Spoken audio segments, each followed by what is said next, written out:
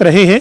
Ink controversy के चलते सुभाष चंद्रा जो चुनाव लड़े थे उस चुनाव में, और दूसरा जो कार्तिकेय शर्मा निर्दलीय के तौर पर चुनाव लड़े थे और कांग्रेस में भीतरघात हुआ था, उसके चलते दोनों ही चुनाव जो काफी सुर्खियों में रहे हैं। इसी के चलते जो इस बार का चुनाव है, यानी जो हरियाणा में 2 सीट पर जो राज्यसभा का 2026 का ये चुनाव है, ये इसके चलते चर्चा में आज आ गया है, क्योंकि सतीश नांदल ने यहाँ पर बतौर निर्दलीय उम्मीदवार अपना नामांकन दाखिल कर दिया है।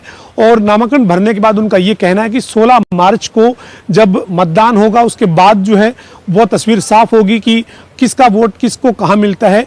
यानी कहीं ना कहीं अगर भीतरघात जैसी स्थिति इस बार भी पैदा होती है, कांग्रेस में अगर कोई भीतरघात जैसे हालात पैदा होते हैं, तो फिर इस बार का चुनाव जो है वो भी काफ़ी दिलचस्प हो जाएगा। लेकिन बहरहाल कांग्रेस अपनी जीत का दावा कर रही है। कांग्रेस के उम्मीदवार करमवीर बौद्ध का नामांकन भरवाने के बाद जो नेता विपक्ष हैं और कांग्रेस विधायक दल के नेता हैं भूपेंद्र सिंह हुड्डा या फिर हरियाणा कांग्रेस के अध्यक्ष हैं राव नरेंद्र सिंह, दोनों की तरफ से ही अपनी पार्टी के प्रत्याशी की जीत का दावा किया गया है। दोनों नेताओं का ये कहना है कि मजबूत संख्या है, 37 विधायक कांग्रेस के पास है और कांग्रेस के उम्मीदवार जो है वो राज्यसभा में जाएंगे।